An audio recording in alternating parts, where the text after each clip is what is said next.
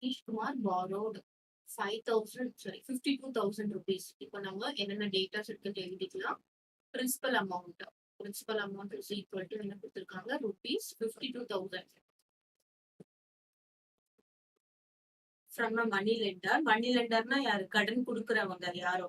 at a particular rate of simple interest அப்படின்னா என்ன அர்த்தம் அப்படின்னா, ரேட் ஆஃப் சிம்பிள் இன்ட்ரெஸ்ட் அவங்களுக்கு தெரியல, நம்ம கால்குலேட் பண்ணணும். ஆஃப்டர் 4 years, இப்போ 4 years கொடுத்துருக்கும் போது என்னன்றது என்னது, time is equal to 4 years. he paid, அதாவது டோட்டலா அமௌண்ட் எவ்வளவு பே பண்ணிருக்காங்க அப்படின்னு பார்த்தோம்னா 79,040 rupees பே பண்ணிருக்காங்க. கிளியரா? இப்போ நம்ம இங்க இருந்து தான் வரணும். அமௌண்ட் இஸ் ஈக்குவல் டு என்னன்னா பிரின்சிபல் பிளஸ் இன்ட்ரெஸ்ட், அதுதானே அமௌண்ட். இப்போ அமௌண்ட் எவ்வளோ, 79,040 is equal to principal amount எவ்வளோ, 52,000 rupees plus interest. அப்போ இன்ட்ரெஸ்ட் மட்டும் நம்ம என்ன பண்ணணும், இன்ட்ரெஸ்ட் இஸ் ஈக்குவல் டு இந்த பக்கம் வந்தா மைனஸ் வரும், 79,040 rupees மைனஸ் 52,000. சப்ராக்ட் பண்ணலாமா? 79,040 பாருங்க, இன்ட்ரெஸ்ட் இங்க இருக்கு, இது மைனஸ் வந்துடும். 52,000 rupees 04072 என்ன வரும், 27 rupees 40 rupees 27,040 இன்ட்ரெஸ்ட். இப்போ நம்ம என்ன கண்டுபிடிக்கணும், நமக்கு என்ன தெரியும், I is equal to PNR divided by 100. நம்ம என்ன கண்டுபிடிக்கணும், R கண்டுபிடிக்கணும். இதுல இருக்கிற மாதிரி தான். அப்போ I into 100 is equal to, multiply பண்ணா இங்க என்ன இருக்கு, P into NR. இப்போ நம்ம I into 100 divided by multiplication இருக்குது, என்ன வரும், PN is equal to R.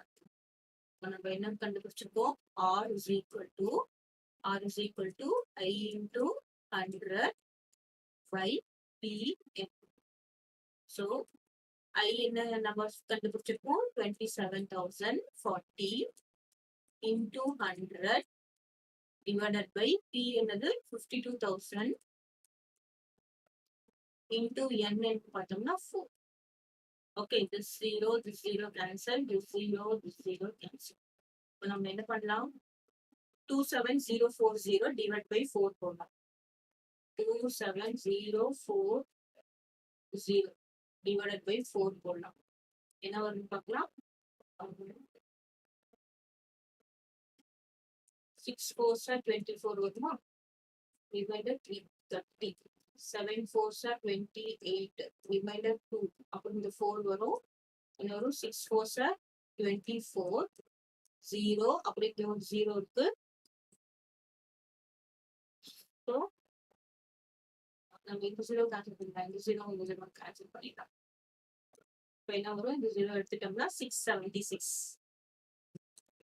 என்ன வருது, 676 divided by இங்க என்ன இருக்கு, 52 இருக்கு. ஓகேவா? இப்போ 676 divided by 52 போடலாம்.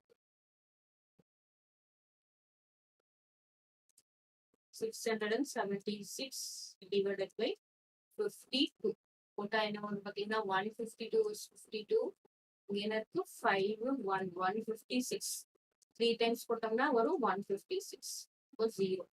That is equal to 13%. Rate of interest is equal to 13%.